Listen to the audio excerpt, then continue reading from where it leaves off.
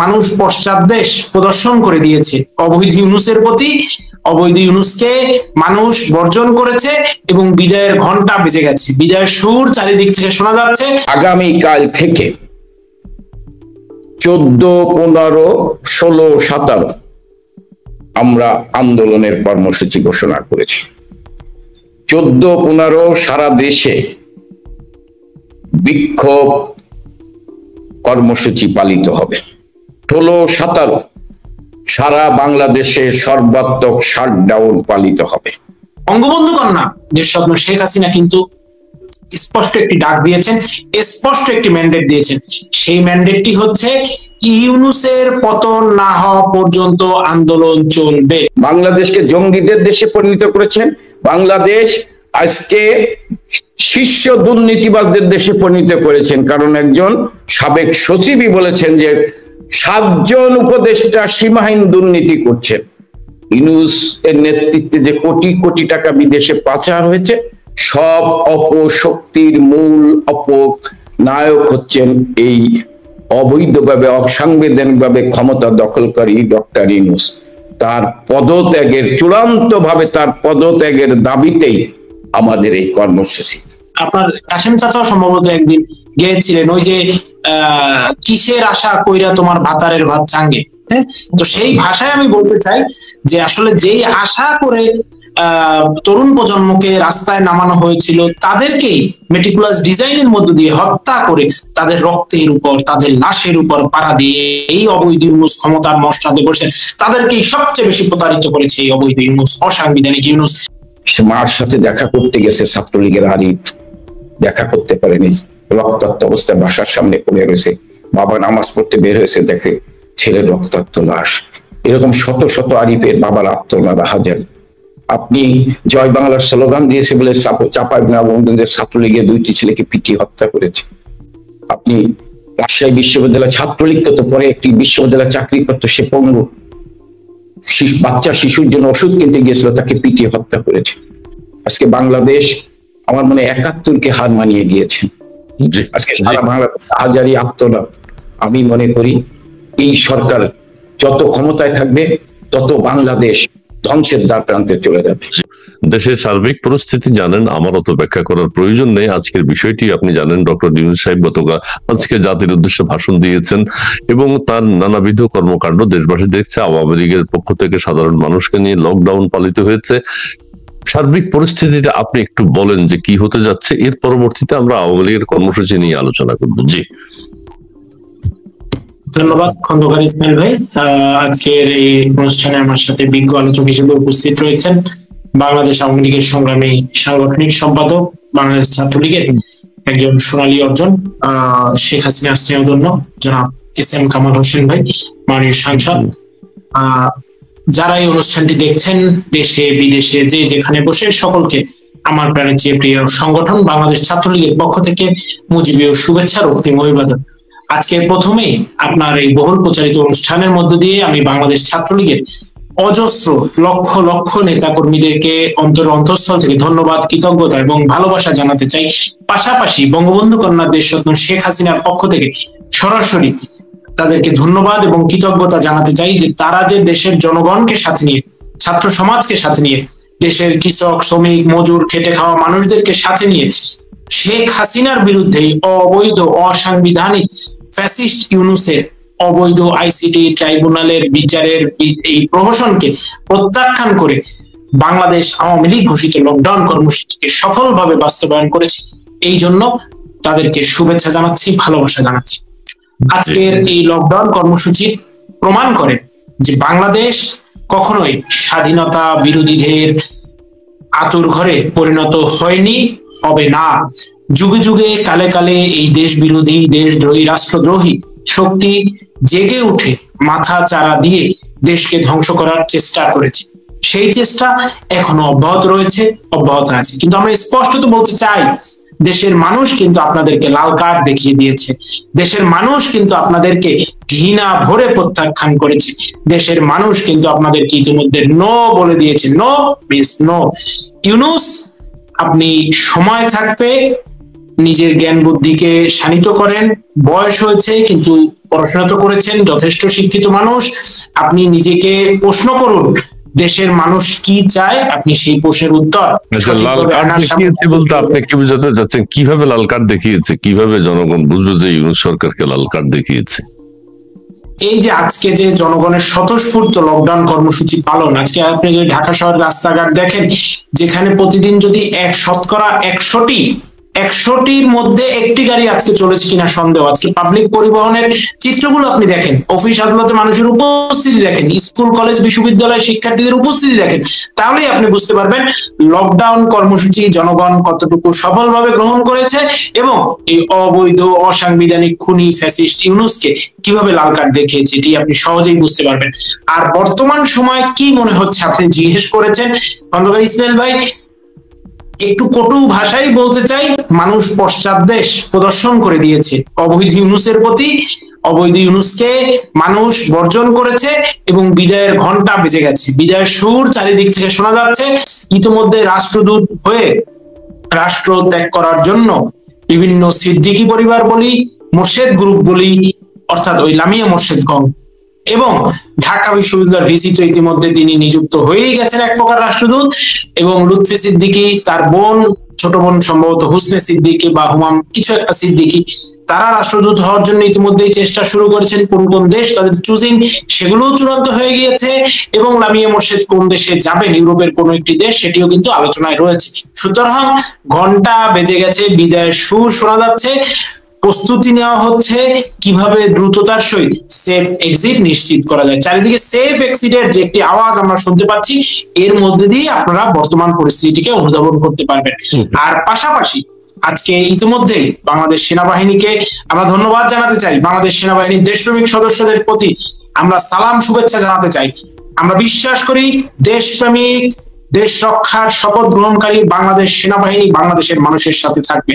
বাংলাদেশ সেনাবাহিনী কখনোই এই অবৈধ অসাংবিধানিক সরকারকে সমর্থন করতে পারে না, বরং বাংলাদেশ সেনাবাহিনী যারা হুমকি দিয়েছিল ক্যান্টনমেন্টের ইট খুলে আনবে তাদেরকে, এবং যারা এই দেশে পুলিশকে মেরে ঝুলিয়ে রেখেছিল, হাজার হাজার পুলিশ ভাইদেরকে হত্যা করেছে, যারা এখনো বিভিন্ন জায়গায় আওয়ামী লীগের অফিস অগ্নিসংযোগ করে, যারা এখনো বিভিন্ন জায়গায় বাস পুড়িয়ে নানানভাবে প্রতিবন্ধকতা সৃষ্টি করে আওয়ামী লীগের উপর দায় চাপিয়ে দেওয়ার চেষ্টা করে, যেটি তারা মেটিকুলাস ডিজাইনের মাধ্যমে ছাত্র শিক্ষার্থীদেরকে হত্যা করে আওয়ামী লীগের উপর দায় চাপিয়েছিল, সেই চেষ্টা অব্যাহত রাখে। আমি বিশ্বাস করি বাংলাদেশ সেনাবাহিনী তাদেরকে খুব দ্রুত আইনের আওতায় সোপর্দ করে, তাদেরকে ধরে আইনের আওতায় সোপর্দ করে তাদের যে শপথ, সেই শপথের প্রতি তাদের যে দৃঢ়তা, সেই শপথের প্রতি তাদের যে দায়বদ্ধতা, সেটির প্রমাণ রাখবেন। এবং বাংলাদেশ সেনাবাহিনীর দেশ রক্ষার যে কোনো কাজে আমরা বাংলাদেশ সেনাবাহিনীর সাথে রয়েছি, বাংলাদেশের জনগণ বাংলাদেশ সেনাবাহিনীর সাথে রয়েছে। আমরা বিশ্বাস করি বাংলাদেশ আওয়ামী লীগ এবং এর অঙ্গ সংগঠনগুলো দেশের জনগণকে সাথে নিয়ে সেনাবাহিনী, পুলিশ বাহিনী, বিজিবি, আনসার, র্যাব এবং প্রশাসনের সবাইকে সাথে নিয়ে এই দেশকে এই বহিঃশক্তির করাল গ্রাস থেকে রক্ষা করবে এবং দেশকে নতুন ভাবে গণতন্ত্রের পথে পুনর্যাত্রা করানোর ক্ষেত্রে অগ্রণী ভূমিকা পালন করবে। পাশাপাশি দেশ বিক্রির যে চক্রান্ত এবং ষড়যন্ত্র চলছে, সেই চক্রান্তকে আমরা কঠোরভাবে প্রতিরোধ করব এবং রুখে দেব। এই রুখে দেওয়ার জন্য আমাদের বাংলাদেশ আওয়ামী লীগ ঘোষিত পরবর্তী কর্মসূচি আজকে অবশ্যই এস এম কামাল ভাই আপনার এই বহুল প্রচারিত অনুষ্ঠানের মাধ্য দিয়ে সবার উদ্দেশ্যে প্রকাশ করবেন, যা ইতিমধ্যেই অনেকে জেনে গিয়েছে।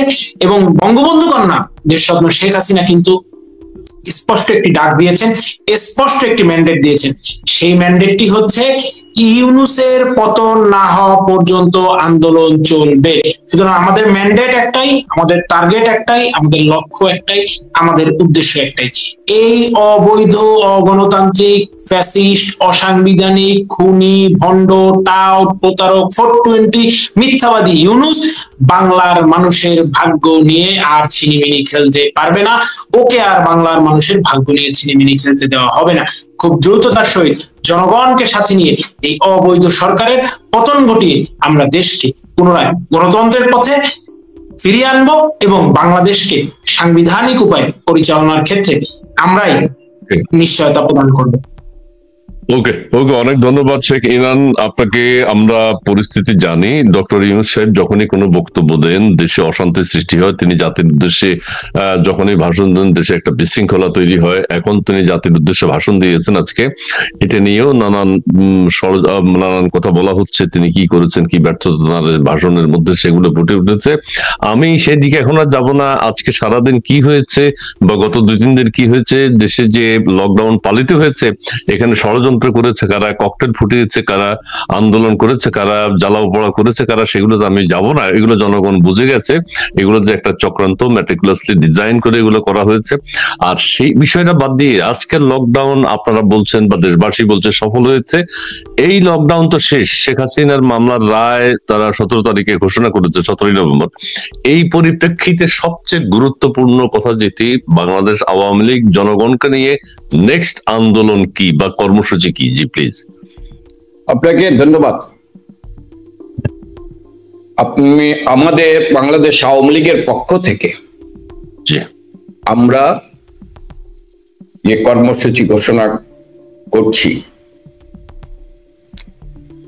আগামী 17 তারিখ আমাদের প্রিয় নেত্রী, বাঙালির অনুভূতি সমৃদ্ধির প্রতীক, সাহসিকতার প্রতীক, যিনি সততা সাহসিকতা নিয়ে যার দূরদর্শী নেতৃত্ব বাংলাদেশকে এখন অন্য উচ্চতায় নিয়ে গেছিল, যে বাংলাদেশ ছিল ক্ষুধা, দারিদ্র, দুর্ভিক্ষ, সন্ত্রাস, জঙ্গিবাদের বাংলাদেশ, সেই বাংলাদেশকে জঙ্গি মুক্ত করে সাম্প্রদায়িকতার চেতনায়, মুক্তিযুদ্ধের চেতনাকে বাংলাদেশকে এক অনন্য উচ্চতায় নিয়ে গেছে। এই প্রিয় নেত্রীর বিরুদ্ধে আগেও বলেছি, আবারও বলছি যে একটি ষড়যন্ত্রমূলক মিথ্যা মামলা দিয়ে ৭১-এর যুদ্ধ অপরাধীদের যে আদালতে বিচার হয়েছে, সেই আদালতে বিচার করছেন এবং রায় লিখে রেখেছেন, রায় ঘোষণা করবে। আসলে এটা এই অবৈধ অসাংবিধানিকভাবে ক্ষমতা দখলকারী ইউনূস তার প্রতিহিংসা চরিতার্থ করার জন্য এই বঙ্গবন্ধুর তনয়া শেখ হাসিনার বিরুদ্ধে মিথ্যা ষড়যন্ত্রমূলক মামলা দিয়েছে। জামাত যুদ্ধ অপরাধীদের যে বিচার হয়েছিল তার প্রতিশোধ নেওয়ার জন্য তারা ইউনূসকে দিয়ে শেখ হাসিনার বিরুদ্ধে ষড়যন্ত্রমূলক মিথ্যা মামলা দিয়েছে। পাকিস্তান তার ৭১-এর পরাজয়ের প্রতিশোধ নেওয়ার জন্য ইউনূসের মাধ্যমে শেখ হাসিনার বিরুদ্ধে এই মামলার রায় দেওয়ার জন্য সকল ধরনের বুদ্ধি পরামর্শ দিচ্ছেন। আমরা মনে করি যারা ৭১-কে মুছে ফেলতে চায় তারা আজকে শেখ হাসিনার বিরুদ্ধে ষড়যন্ত্র করে এই তথাকথিত আদালতে আগামী 17 তারিখ সোমবার বিচারের নামে প্রহসন করে তারা যে রায় লিখে রেখেছেন সেই রায় আনুষ্ঠানিকভাবে ঘোষণা করবে। আমরা আগামীকাল থেকে 14, 15, 16, 17 আমরা আন্দোলনের কর্মসূচি ঘোষণা করেছি। 14, 15 সারা দেশে বিক্ষোভ কর্মসূচি পালিত হবে। 16 তারিখ, 16, 17 সারা বাংলাদেশে সর্বাত্মক শাটডাউন পালিত হবে। শুধু এই জননেত্রী শেখ হাসিনার বিরুদ্ধে যে মিথ্যা ষড়যন্ত্রমূলক মামলা দেওয়া হয়েছে তার রায় ঘোষণা করবে এই কারণেই শুধু নয়, এর সাথে আমাদের আরো দাবি আছে। দেশপ্রেমিক সেনাবাহিনী যারা সার্বভৌমত্বের প্রতীক, তাদের 31 জন অফিসারের নামে মিথ্যা ষড়যন্ত্রমূলক মামলা দিয়ে সেনাবাহিনীকে ধ্বংস করার জন্য, সেনাবাহিনীর ভাবমূর্তি ক্ষুণ্ণ করার জন্য, আমি মনে করি ৭১-এ সেনাবাহিনীর যে ভূমিকা ছিল মুক্তিযুদ্ধে, সেই প্রতিশোধ নেওয়ার জন্য ৭১-এর যুদ্ধ অপরাধীদের আদালতে সেনাবাহিনীর 31 জন সেনাবাহিনীর বিচার করা হচ্ছে। এই বিচারের প্রতিবাদে সেনাবাহিনীর বিরুদ্ধে এই ষড়যন্ত্রমূলক মামলা, সেনাবাহিনীকে ধ্বংস করার যে ষড়যন্ত্র, এর প্রতিবাদে আমাদের এই কর্মসূচি। আমাদের এই কর্মসূচি পুলিশ হত্যা করেছে, সেই নারী পুলিশ, অন্তঃসত্ত্বা নারী পুলিশ সহ যে হাজার হাজার পুলিশকে হত্যা করা হয়েছে, সেই হত্যার বিচারের দাবিতে এবং পুলিশ অফিসারদের বিরুদ্ধে এই তথাকথিত অবৈধ আইসিটি আদালতে মামলা হয়েছে, সেই মামলা প্রত্যাহারের দাবিতে আমাদের এই কর্মসূচি। আমাদের কর্মসূচি আপনি জানেন, আমি শুরুতেই বলেছি যে আমাদের প্রায় 3,40,000 নেতাকর্মী আজকে জেলখানায় মানবতার জীবন যাপন করছে। তাদের মুক্তির দাবিতে আমাদের এই কর্মসূচি। অসাম্প্রদায়িক চেতনায় বিশ্বাস করে যে সমস্ত মানুষদের গ্রেপ্তার করা হয়েছে, আপনি সুপ্রিম কোর্টের সাবেক প্রধান বিচারপতি, প্রধান নির্বাচন কমিশন, মুক্তিযোদ্ধারা আজকে জেলখানায়, তারা মানবতার জীবন যাপন করছে। সকল বন্দীদের আমরা মুক্তির দাবিতে আমাদের এই কর্মসূচি। আমাদের এই কর্মসূচি আজকে প্রায় 242টি গার্মেন্ট শিল্প বন্ধ করে আজকে বাংলাদেশে প্রায় 30 লক্ষ মানুষকে কর্মহীন করে ফেলেছেন। সেই কর্মহীন মানুষকে তাদের কাজ ফিরিয়ে দেওয়ার জন্য গার্মেন্ট শিল্প চালু করার দাবিতে আমাদের এই সর্বাত্মক শাটডাউন পালিত হবে। আমাদের এই কর্মসূচি ইতিমধ্যে আপনারা দেখেছেন, যারা মানুষ গড়ার কারিগর, সেই প্রাথমিক বিদ্যালয়ের শিক্ষকদের উপর যেভাবে নির্যাতন করেছে, অনেক আহত হয়েছেন, শোনা যায় 2-1 মারাও গিয়েছেন। আমরা এই অত্যাচার নির্যাতনের প্রতিবাদে আমাদের এই কর্মসূচি। আমাদের এই কর্মসূচি ইউনূস বাংলাদেশকে জঙ্গিবাদের বাংলাদেশ বানিয়েছে, সন্ত্রাসের বাংলাদেশ বানিয়েছে, পাকিস্তানের বাংলাদেশ বানিয়েছে, 71কে মুছে ফেলার ষড়যন্ত্র করছে, মানুষের ভোটের অধিকার কেড়ে নিয়েছে, আজকে বাংলাদেশকে মব সন্ত্রাসের দেশে পরিণত করেছেন, বাংলাদেশকে জঙ্গিদের দেশে পরিণত করেছেন, বাংলাদেশ আজকে শীর্ষ দুর্নীতিবাজদের দেশে পরিণত করেছেন। কারণ একজন সাবেক সচিবই বলেছেন যে 7 জন উপদেষ্টা সীমাহীন দুর্নীতি করছেন। ইউনূস এর নেতৃত্বে যে কোটি কোটি টাকা বিদেশে পাচার হয়েছে, সব অপশক্তির মূল অপনায়ক হচ্ছেন এই অবৈধভাবে, অসাংবিধানিকভাবে ক্ষমতা দখলকারী ডক্টর ইউনূস। তার পদত্যাগের, চূড়ান্তভাবে তার পদত্যাগের দাবিতেই আমাদের এই কর্মসূচি। আমরা মনে করি, আমাদের সিনাহের ইনান বলেছেন যে আমরা ইউনূসের পদত্যাগ না হওয়া পর্যন্ত আমাদের কর্মসূচি অব্যাহত থাকবে। কারণ আমরা মনে করি, আমরা 71কে ধারণ করি। এই লড়াই মুক্তিযোদ্ধাদের লড়াই, এই লড়াই 71কে রক্ষা করার লড়াই, এই লড়াই দেশের সার্বভৌমত্বকে রক্ষা করার লড়াই।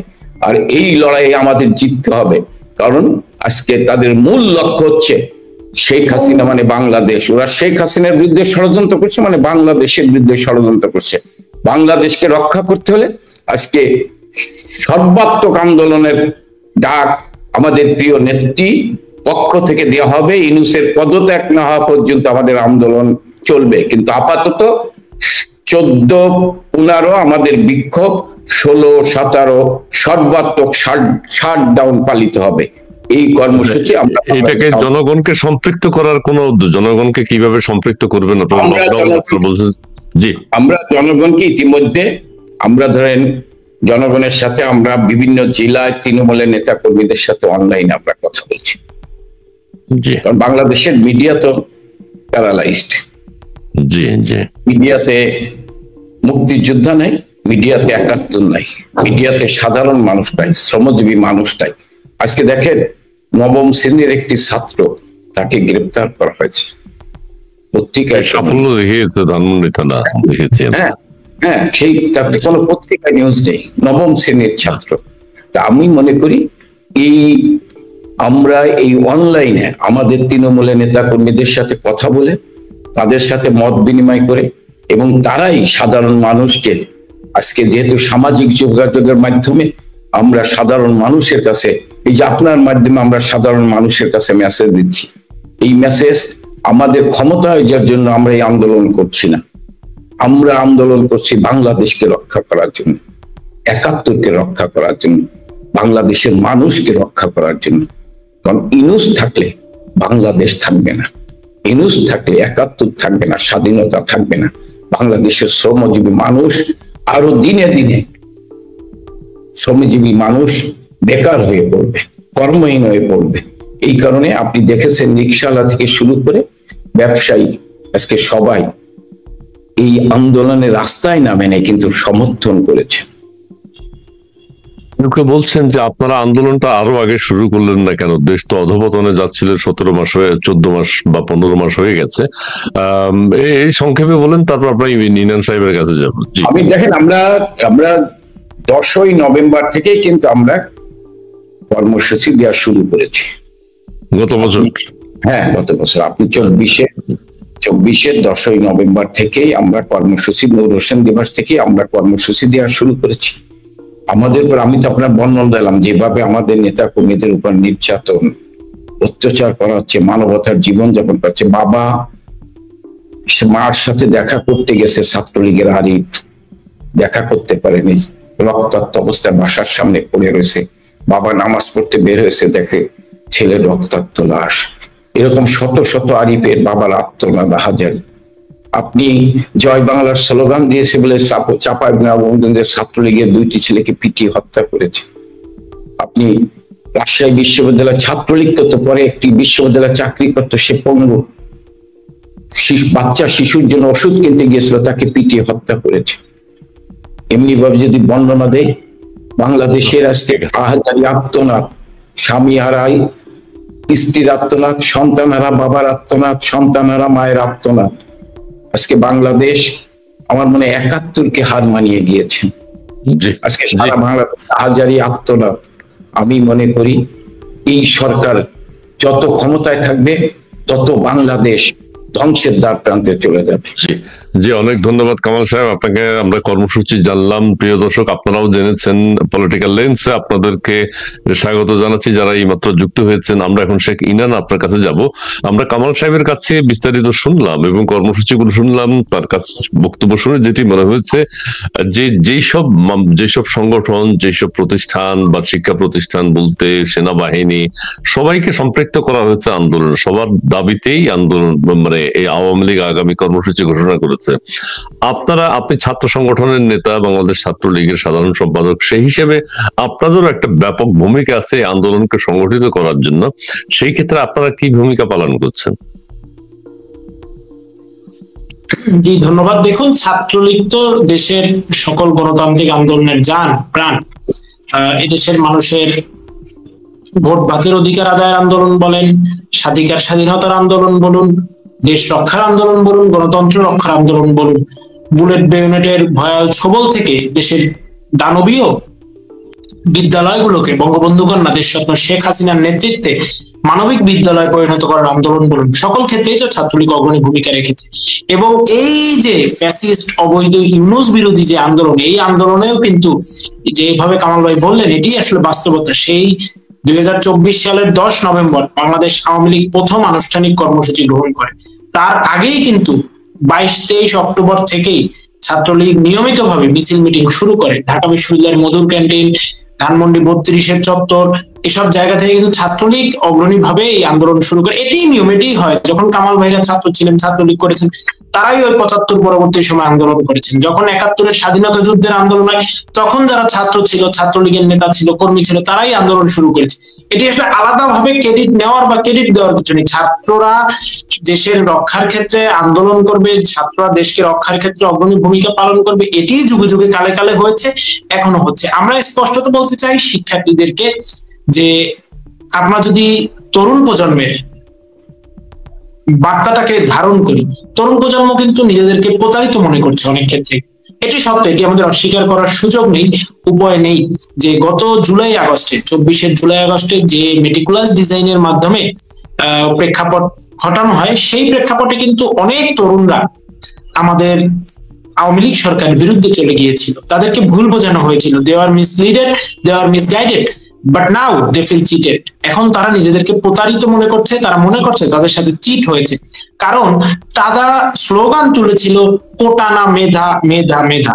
এখন কিন্তু তারা দেখছে কোটা না মেধা, শ্বশুর কোটা, শ্বশুর কোটা। সার্জিস আলমের শ্বশুর, তিনি হাইকোর্টের বিচারপতি নিয়োগ হওয়ার মধ্য দিয়ে কিন্তু নতুন কোটার প্রচলন বাংলাদেশে শুরু হয়েছে, শ্বশুর কোটা। এখন তারা দেখছে দেশের বিভিন্ন স্বায়ত্তশাসিত প্রতিষ্ঠানে কোনো প্রকার নিয়োগ বিজ্ঞপ্তি ছাড়াই অজস্র লোককে, জামাতের ক্যাডারদের, শিবিরের ক্যাডারদের, ছাত্র দলের ক্যাডারদের, এনসিপির ক্যাডারদের, জঙ্গিবাদী মানসিকতার ক্যাডারদেরকে বিনা পরীক্ষায় নিয়োগ দেওয়া হচ্ছে। এগুলো কিন্তু তারা দেখছেন। তো সুতরাং তারা যেই ভালোর আশায় এই পথে নেমেছিলেন, তারা কিন্তু দেখছেন সেই ভালোর জায়গায় খারাপের দিকটাই আসলে প্রবলভাবে তাদের জন্য প্রতীয়মান হলো। একটু দুষ্টু মিষ্টি একটি গান দিয়ে এই উদাহরণটি আমি দিতে চাই, যেটি বর্তমান সময়ে খুব প্রচলিত একটি গান। আপনার কাশেম চাচাও সম্ভবত একদিন গেয়েছিলেন, ওই যে কিসের আশা কইরা তোমার ভাতারের ভাত চাঙ্গে। হ্যাঁ, তো সেই ভাষায় আমি বলতে চাই যে আসলে যেই আশা করে তরুণ প্রজন্মকে রাস্তায় নামানো হয়েছিল, তাদেরকেই মেটিকুলাস ডিজাইনের মধ্য দিয়ে হত্যা করে তাদের রক্তের উপর, তাদের লাশের উপর পাড়া দিয়ে এই অবৈধ ইউনূস ক্ষমতার মসনদে বসে তাদেরকেই সবচেয়ে বেশি প্রতারিত করেছে এই অবৈধ ইউনূস, অসাংবিধানিক ইউনূস। দেশের বিভিন্ন বিশ্ববিদ্যালয় একটি ভুয়া ছাত্র সংসদ নির্বাচন দিয়ে শিবিরকে রাজনৈতিকভাবে প্রতিষ্ঠিত করার অপচেষ্টা করেছে। কামাল ভাই যথার্থ বলেছে, ওদের মূল টার্গেট হচ্ছে ৭১-এর প্রতিশোধ নেওয়া।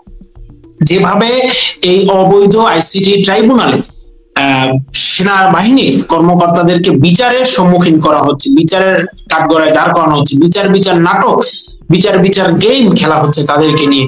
হ্যাঁ, জাস্টিস গেম মনে হচ্ছে যেন একটা কোনো বিশাল নাট্য মঞ্চে রঙ্গশালার অংশ।